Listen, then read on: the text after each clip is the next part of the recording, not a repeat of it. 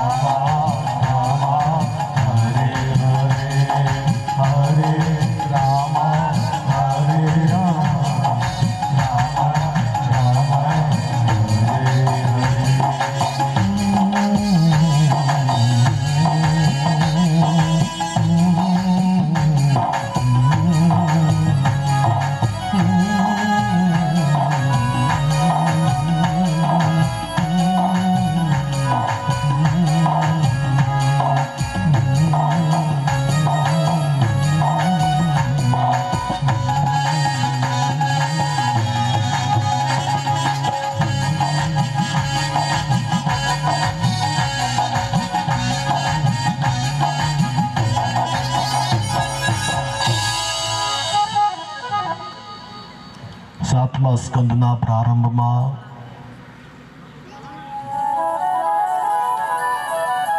રાજા પરીક્ષિતે વિનંતી કરી છે.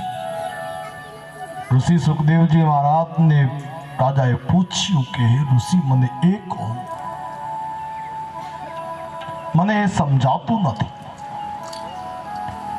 કે ભગવાન દેવતાઓનો પક્ષ લે અને દૈત્યોને મારે અથવા મરાવે, તો ભગવાનની દ્રષ્ટિમાં પણ આવો ભેદ છે? વિસ્તારથી મને સમજાવો કૃપા કરીને. ઋષિ મને નથી સમજાતું. અને તે વખતે ઋષિ સુખદેવજી મહારાજે રાજા પરીક્ષિતને કહ્યું કે રાજા, ભગવાન કોઈને મારતા જ નથી. राम किसी को मारे नहीं, मारे ऐसो नहीं मेरो राम, अपने आप लोग मर जाते हैं करके बुरे काम. मारो हरि कोઈને મારે એવો નથી. ભગવાન રાક્ષસોને પણ મારતા નથી, તારે છે. તેમની ક્રિયામાં ભલે ભેદ દેખાય પણ ભાવમાં ભેદ નથી. ઘણા લોકો અમથે અમથો ભગવાન ઉપર આક્ષેપ કરે. કોઈનો દીકરો મરી ગયો હોય, કોક આવીને કહે કે આ છોકરો લઈ લીધો ને ભગવાને, એટલે ભગવાન છોકરો લઈ લે. ખોટો આક્ષેપ છે. ભગવાન કોઈને મારતા જ નથી. અમદાવાદથી ટ્રેનમાં બેહો અને મુંબઈ જતા હો, રસ્તામાં કોઈ શહેર આવે, તમારી બાજુમાં કોઈ બેઠું હોય ને આપણે હા અજાણ્યા હોઈએ એટલે આપણે પૂછીએ કે ભાઈ આ કયું ગામ છે? એટલે એ ભાઈ કહે કે સુરત આવ્યું. અને થોડીક વાર થાય ત્યાં ટ્રેન ઉપડે એટલે એ ભાઈ બોલે કે સુરત ગયું. હકીકતમાં એ ભાઈ સાચું નથી બોલ્યા. થોડી વાર પહેલા એ શહેર આવ્યું ત્યારે એ એમ બોલ્યા કે સુરત આવ્યું. ના, સાચું તો એ છે કે આપણે સુરત આવ્યા છીએ. સુરત તો જ્યાં હતું ને ત્યાં છે, પણ લોકો શું કહે? સુરત આવ્યું. સુરત નથી આવ્યું, હકીકતમાં આપણે સુરત આવ્યા છીએ. થોડીક વાર પછી ગાડી ઉપડશે એટલે આપણે કહેવાના કે સુરત ગયું. સુરત નથી ગયું, આપણે સુરતથી ગયા છીએ. આમ અમથે અમથો આક્ષેપ કર્યો કે નહીં શહેર ઉપર આપણે, એવી જ રીતે ભગવાન ઉપર પણ લોકો અમથે અમથા આક્ષેપ કરે.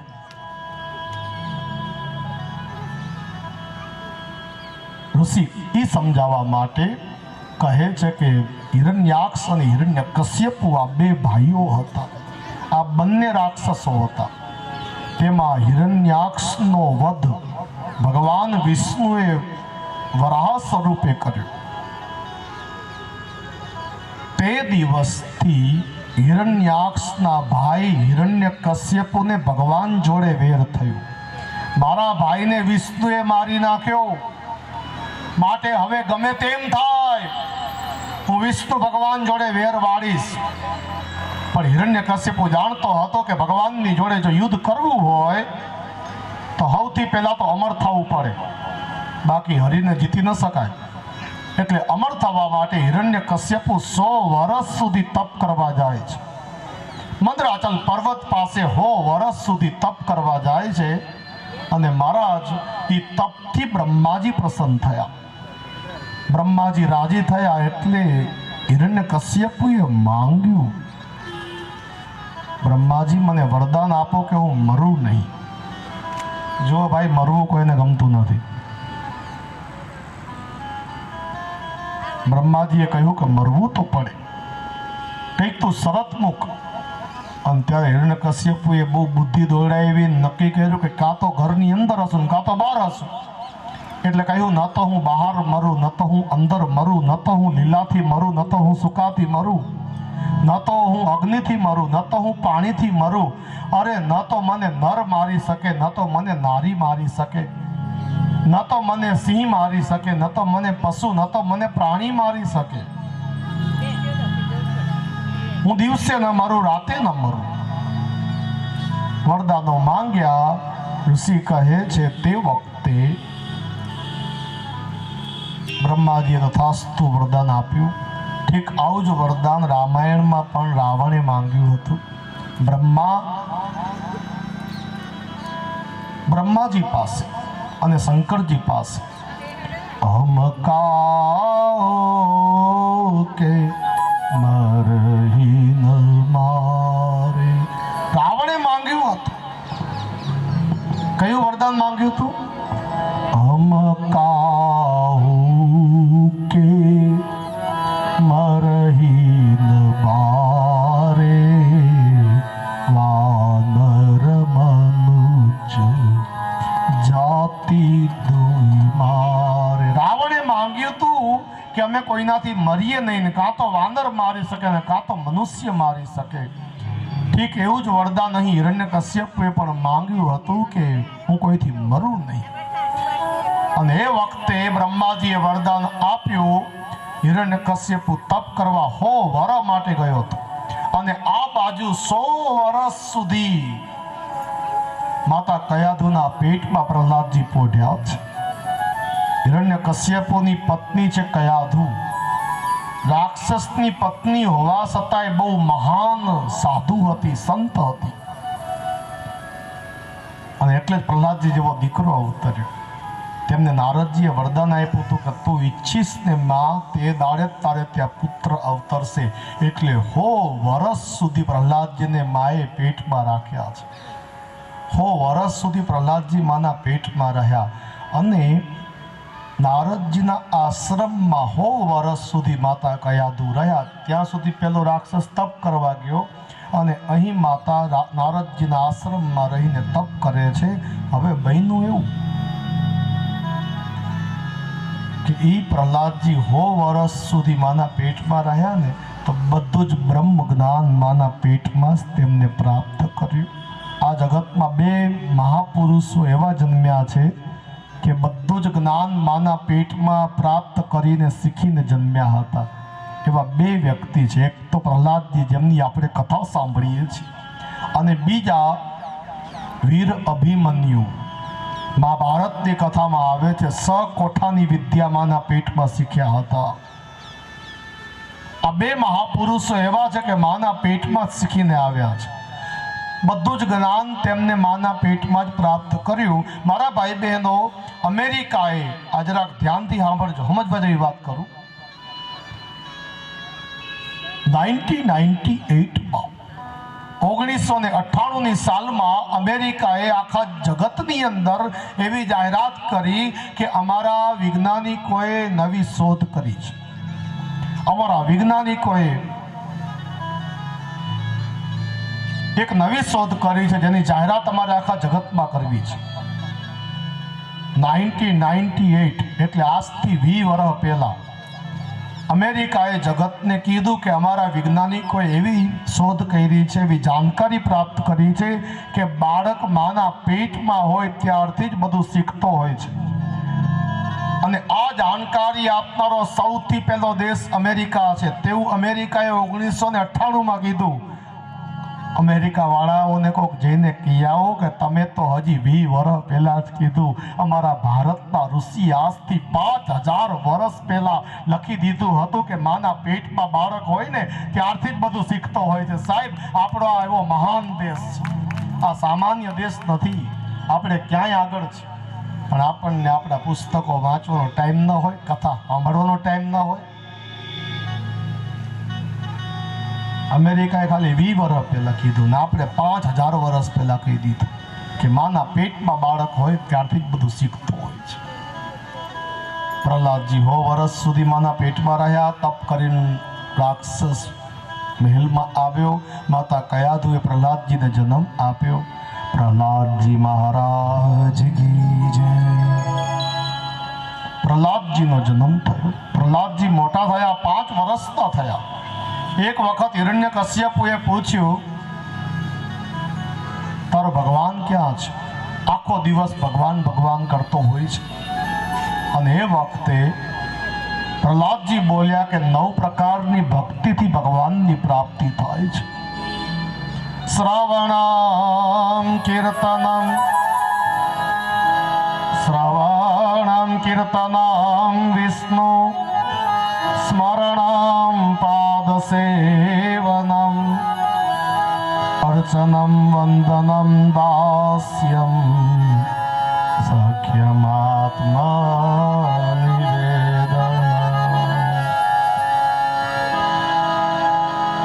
હિરણ્યકશ્યપુને પ્રહલાદજીએ કહ્યું કે 9 પ્રકારના રસ્તા ભગવાન સુધી જાય છે.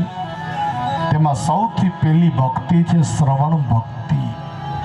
કથા સાંભળવી નહીં, સૌથી પહેલી ભક્તિ છે. બીજી ભક્તિ છે કીર્તન. શ્રવણમ કીર્તનમ સ્મરણમ પાદ સેવનમ. ભગવાનનું સ્મરણ કરવું, ભગવાનને યાદ કરવા, તે ત્રીજી ભક્તિ. ચરણ સેવા એ ચોથી ભક્તિ. શ્રવણમ કીર્તનમ વિષ્ણુ સ્મરણમ પાદ સેવનમ અર્ચનમ વંદનમ દાસ્યમ. અર્ચન એટલે પૂજા, ભગવાનની પૂજા કરવી એ પણ ભક્તિ છે. વંદનમ, ભગવાનને વંદન કરવા એ ભક્તિ છે. દાસ્યમ સખ્યમ દાસ્યમ આત્મનિવેદનમ.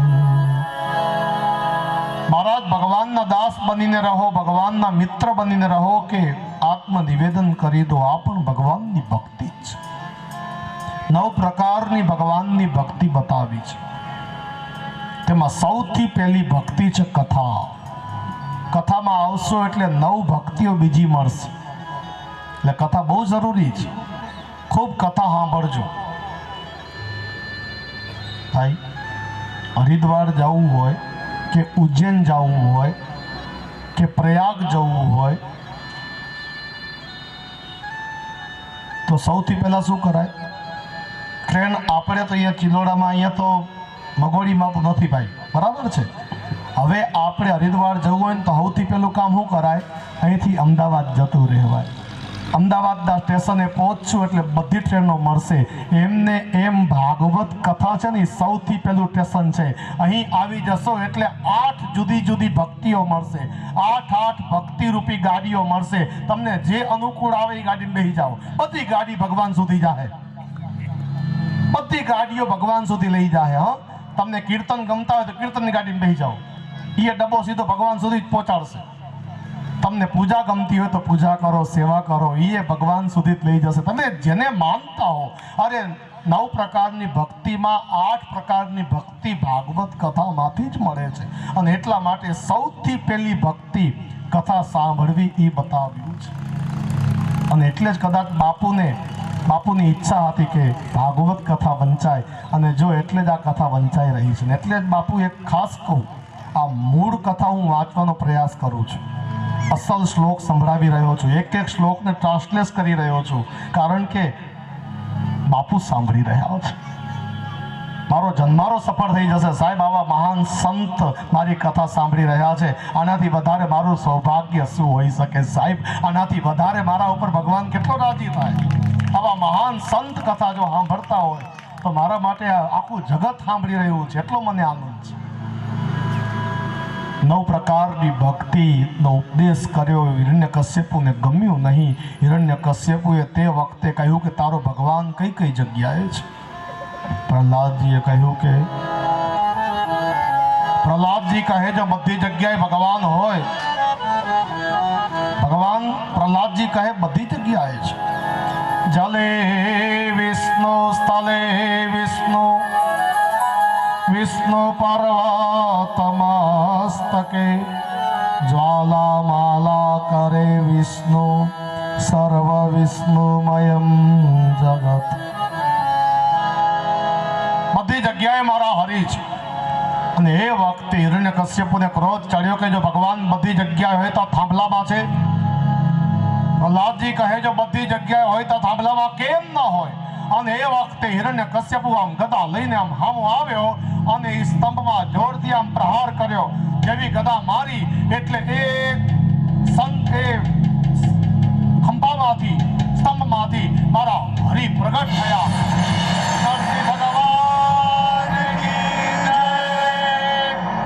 નરસિંહ ભગવાન વૈશાખ શુક્લ ચતુર્દશીનો દિવસ હતો.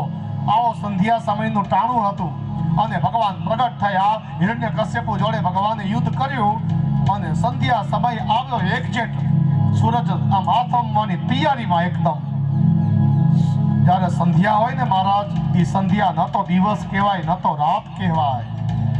હિરણ્યકશ્યપુને વરદાન હતું કે હું દિવસે ન મરું રાતે ન મરું. ભગવાને સંધ્યા સમય પસંદ કર્યો. એને વરદાન હતું કે હું બારે ન મરું ને અંદરે ન મરું. એટલે ભગવાન ઉંબરા ઉપર બેસી ગયા. ઉંબરો ન તો બહાર કહેવાય ન તો અંદર કહેવાય. ભગવાને પોતાના નખથી તેને ચીરી નાખ્યો છે. નખ ન તો લીલા કહેવાય ન તો સૂકા કહેવાય. ભગવાને તે વખતે તેને વરદાન હતું કે નરથી પણ ન મરે ને સિંહથી પણ ન મરે. માટે ભગવાને અડધો દેહ નરનો અને અડધો દેહ સિંહનો બનાવ્યો છે. ભગવાનનું મુખારવિંદ સિંહનું છે. એટલે ન તો ભગવાન પૂરા નર છે ન તો ભગવાન પૂરા સિંહ છે. નરસિંહ રૂપ મારા હરિએ ધારણ કર્યું અને પોતાના ખોળામાં લઈને હિરણ્યકશ્યપુના બંને આંતરડા આમ ભગવાને નખથી ચીરી નાખ્યા. અને એ વખતે જ હિરણ્યકશ્યપુના પ્રાણ નીકળી ગયા. બધા દેવતાઓ પુષ્પની વૃષ્ટિ કરવા લાગ્યા, જય જયકાર કરવા લાગ્યા. નરસિંહ ભગવાન કી જય, નરસિંહ ભગવાન કી જય.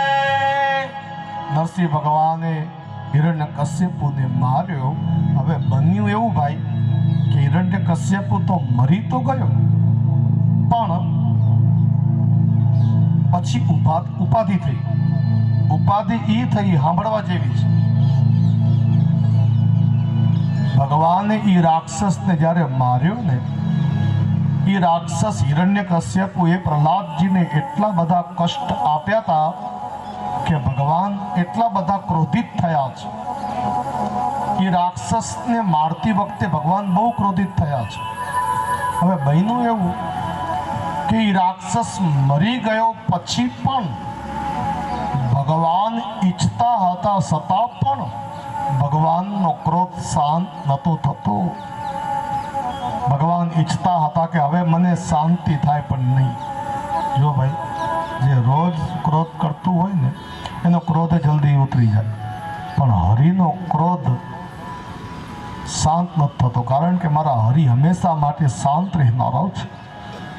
બન્યું એવું કે ભગવાન શાંત નથી થતા ને એ વખતે મારા ભાઈ બહેનો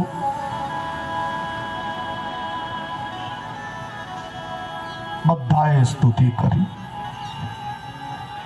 ભગવાન શાંત ન થયા. બ્રહ્માજીએ સ્તુતિ કરી કે ભગવાન શાંત થઈ જાઓ. શંકર ભગવાને સ્તુતિ કરી કે ભગવાન શાંત થઈ જાઓ. અગ્નિ, યમ, વરુણ આદિ બધા જ મોટા મોટા દેવતાઓ ભગવાનની સ્તુતિ કરે છે ભગવાનને શાંત કરવા માટે. મારા હરિ શાંત નથી થયા. મોટા મોટા ઋષિ મુનિઓ આવ્યા, તેમનાથી પણ ભગવાન શાંત નથી થયા. બ્રહ્માજી મૂંઝાયા કે હવે શું કરું. અને એ વખતે ભગવાનનો ક્રોધ એટલો બધો હતો કે જેટલા દેવતાઓ હતા ને એ તો ભગવાન આમ જેવી ગર્જના કરે ને એ સાથે જ આમ હંતાઈ જતા હતા. અને એ વખતે બ્રહ્માજીને થયું કે ભગવાનને શાંત કરવા હું કરું. અને એ વખતે બ્રહ્માજી લક્ષ્મીજીને લઈ આવ્યા. પણ લક્ષ્મીજીએ તો ભગવાનનું આવું રૂપ કોઈ દિવસ જોયું નહોતું. ભગવાનનું આવું ભયંકર રૂપ જોયું, સિંહનું મુખ જોયું અને ભગવાન ક્રોધ કરતા હતા એ જોયું. એટલે લક્ષ્મીજી તો ત્યાં બેભાન થઈ ગયા. જેવા બેભાન થઈ ગયા એટલે બ્રહ્માજીને વિચાર આવ્યો કે હવે શું કરવું. પણ બ્રહ્માજીને વિચાર આવ્યો કે જો હવે ભગવાન શાંત ન થયા તો પૃથ્વીનો પ્રલય થઈ જશે. અને એ જ વખતે બ્રહ્માજીએ પ્રહલાદજીને આગળ કર્યા કે બેટા, છેલ્લો ઉપાય તું છો. તારા માટે હરિ પધાર્યા છે, કદાચ તારી સ્તુતિથી શાંત થાય. બેટા તું ભગવાનને મનાવ, ભગવાનને શાંત કર. બેટા તું શાંત કર. અને એ વખતે 5 વર્ષના પ્રહલાદ ભગવાન પાસે આવ્યા અને 42 શ્લોકોમાં ભાગવતજીની સ્તુતિ કરી છે. સૌથી મોટી સ્તુતિ ભાગવતમાં પ્રહલાદજીની સ્તુતિ છે. મારા ભાઈ બહેનો, સૌથી મોટી સ્તુતિ પ્રહલાદ સ્તુતિ. પ્રહલાદ વાચ બ્રહ્માદય સુરગણા મુનયો તસિદ્ધા સત્વૈકતાં નમતયો વચસાં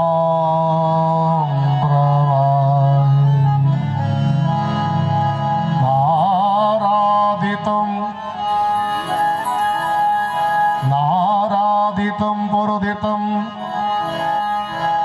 ब्रह्मादयः सुरगणामुदय मुनयोत सिद्धा सत्वैकतां मतयो नमते वचसां प्रवाहे ब्रह्मादयः सुरगणा मुनयोत सिद्धा सत्वैकतां नमतयो वचसां प्रवाहे બ્રહ્મા આદિ દેવતાઓએ આપની સ્તુતિ કરી તો પણ આપ શાંત ન થયા. આ મોટા મોટા ઋષિ મુનિઓએ આપની સ્તુતિ કરી તોય શાંત ન થયા. તો ભગવાન, હું તો એક રાક્ષસનો પુત્ર છું, હું આપને શું શાંત કરી શકીશ? પણ તે છતાં હે ભગવાન, જો મારી આપ સ્તુતિ સાંભળીને શાંત થતા હો તો વિનંતી કરું કે આપ શાંત થઈ જાઓ. ભગવાન, શાંત થઈ જાઓ. પ્રભુ, આપના આ ભયંકર રૂપથી આ બધા ડરી રહ્યા છે. નાથ, કૃપા કરીને આપ શાંત થઈ જાઓ. હે પ્રભુ, બધા ભલે ડરતા હોય પણ મને ડર નથી લાગતો, કારણ કે હું જાણું છું કે આપે મારા માટે જ આ રૂપ ધારણ કર્યું છે. હે નારાયણ, કૃપા કરીને શાંત થાઓ. અને એ વખતે ભગવાન પ્રહલાદજીની સ્તુતિ સાંભળીને શાંત થયા. સૌથી પહેલા પ્રહલાદજીને પોતાના ખોળામાં ભગવાને બેસાડે. ભગવાનના નેત્રોમાંથી અશ્રુ વહેવા માંડ્યા છે. સૌથી પ્રથમ નિશાની ભગવાન શાંત થયા તેની એ મળી કે ભગવાનની આંખોમાંથી, નેત્રોમાંથી હરખના, કરુણાના અશ્રુ વહેવા માંડ્યા. મારા નાથની આંખોમાં અશ્રુ આવ્યા અને પછી જે ભગવાન બોલ્યા ને, આહા હા, ઘણી બધી કથાઓ જગતમાં છે, ઘણા બધા ભક્તો આ જગતમાં થયા, પણ સાહેબ ભાગવત કથામાં એ લખ્યું છે કે તે વખતે મારા ભગવાન બોલ્યા તે મહતામ સંતુ મરહતી. સંતુમ મરહતીનો અર્થ થાય કે હે બેટા, મને તું માફ કરી દે. વિચાર કરો, આ જગતમાં કોઈ ભક્ત પાસે માફી માંગી હોય ને ભગવાને, તો એવા એક જ ભક્ત છે, એમનું નામ છે પ્રહલાદ. ભગવાને માફી માંગી કે બેટા મને માફ કર. બેટા, હું માફી માંગુ છું. બેટા, માફી એટલા માટે માંગુ છું કે મારે બહુ વહેલું આવવું જોઈતું હતું.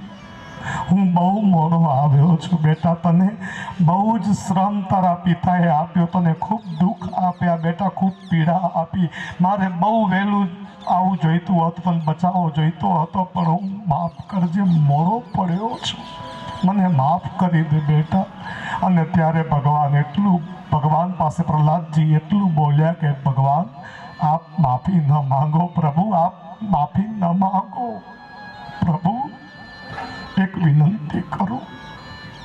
મારા પિતા રાક્ષસ હતા, જિંદગીમાં કોઈ કામ એમને સારું નથી કર્યું. હું જાણું છું કે એમના કર્મ એવા હતા કે મર્યા પછી નરક જ થાય. પણ ભગવાન, એક વિનંતી કરું, એ ભલે રાક્ષસ હતા તો એ મારા પિતા હતા. ગમે તેમ તો મારા પિતા હતા. પ્રભુ, એક કૃપા કરજો, એમને નરક ન આપજો. પ્રભુ, નરક ન આપજો. પ્રભુ, નરક ન આપજો.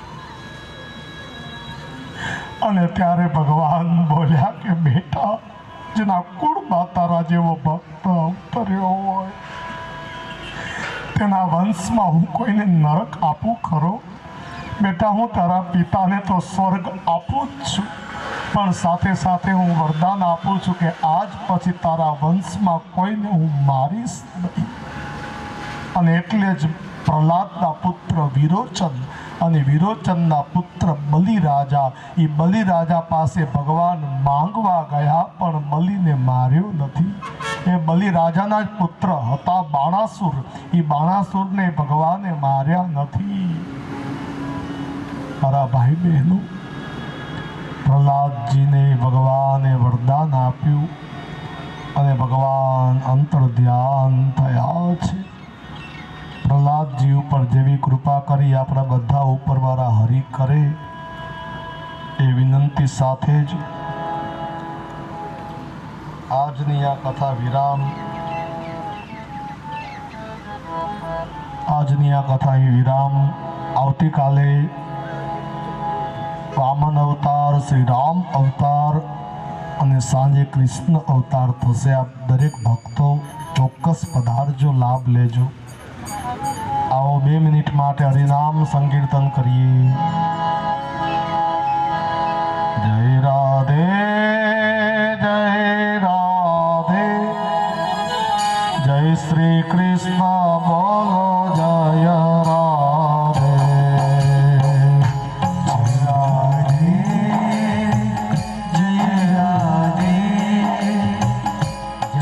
શ્રી કૃષ્ણ બોલો, જય રાધે. જય શ્રી કૃષ્ણ બોલો, જય રાધે. જય શ્રી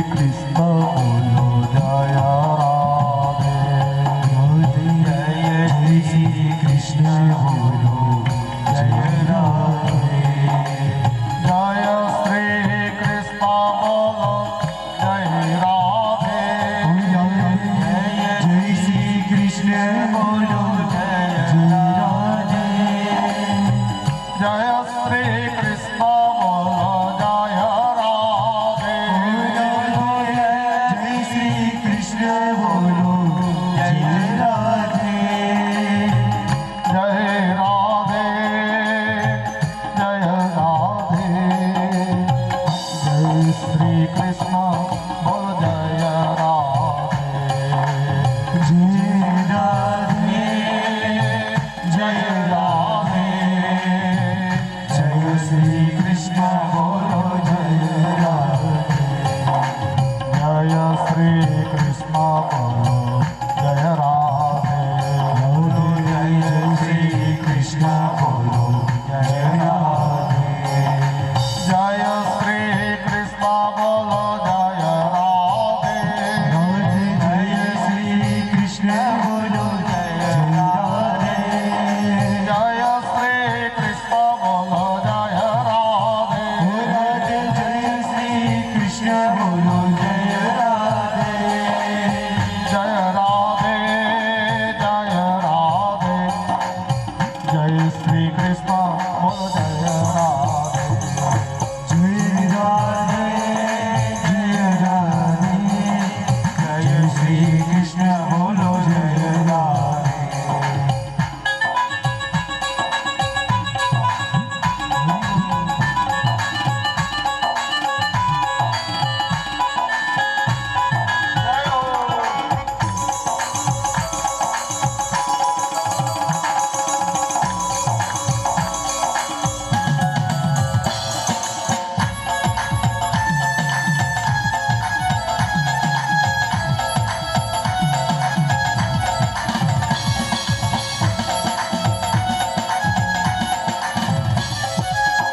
જય શ્રી કૃષ્ણ બોલો, જય રાધે. બોલો જય શ્રી કૃષ્ણ બોલો, જય રાધે. જય શ્રી કૃષ્ણ બોલો, જય રાધે. રાધે જય શ્રી કૃષ્ણ બોલો, જય રાધે. જય શ્રી કૃષ્ણ બોલો, જય રાધે. રાધે જય શ્રી કૃષ્ણ બોલો, જય રાધે. જય રાધે, જય રાધે. જય શ્રી કૃષ્ણ બોલો, જય રાધે. જય રાધે, જય રાધે. જય શ્રી કૃષ્ણ બોલો.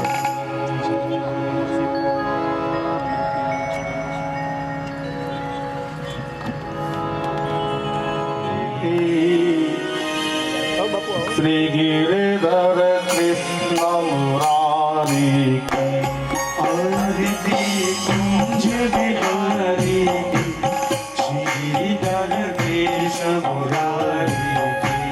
गले में तेजा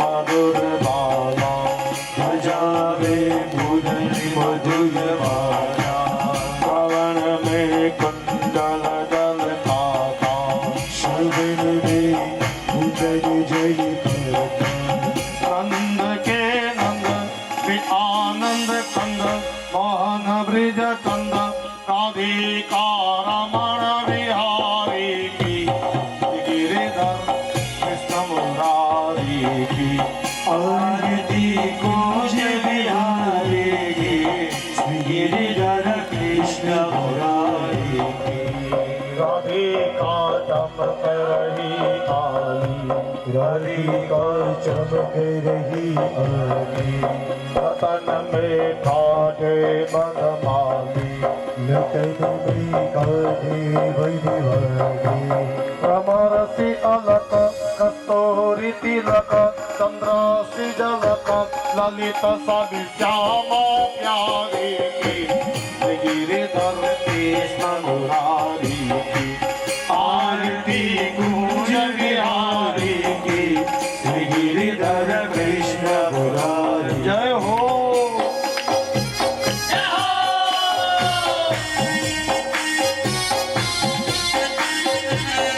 कनकमय मोर मुकुट दिल से कनकमय मोर मुकुट दिल से देवता दर्शन को तरसे देवता दर्शन को तरसे गगन सो सुमन राशि बरसे गगन सो सुमन राशि बरसे पते मूर्तंग मधुर मृदंग वालनी संग अतुल रति गोप कुमारी की गिरिधर कृष्ण मुरारी की आरती कुंज बिहारी के श्री गिरिधर कृष्ण मुरारी के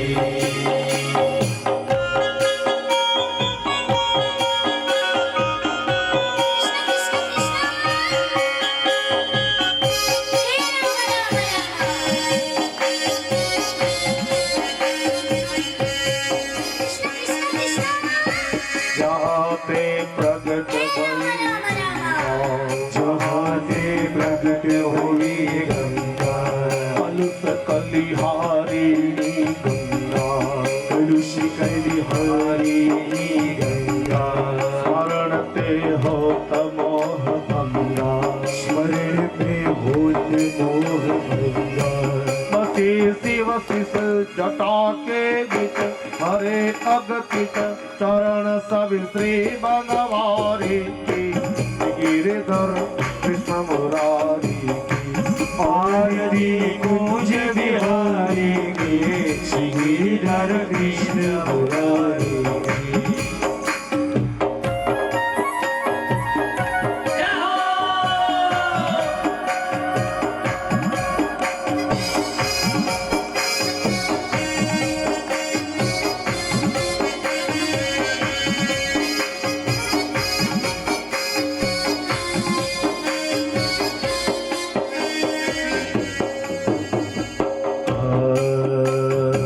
चमकती उज्ज्वल कटरे को अजरही वृंदावन रे चमकती उज्ज्वल कटरे चमकती उज्ज्वल कटरे बजरहि वृंदावन देनो बजरही वृंदावन में चहो दिशि गोपी ग्वाल देनो चहुदिश गोपी गाल देनो असत मृदु बंद चांदनी चंद घटत भव बंद तेर सुनु दीन भिखारी की गिरिधर कृष्ण मुरारी की आरती कुंज बिहारी की श्री गिरिधर कृष्ण आरती कुंज बिहारी की श्री गिरिधर कृष्ण मुरारी की आरती कुंज बिहारी की श्री गिरिधर कृष्ण मुरारी की आरती कुंज बिहारी की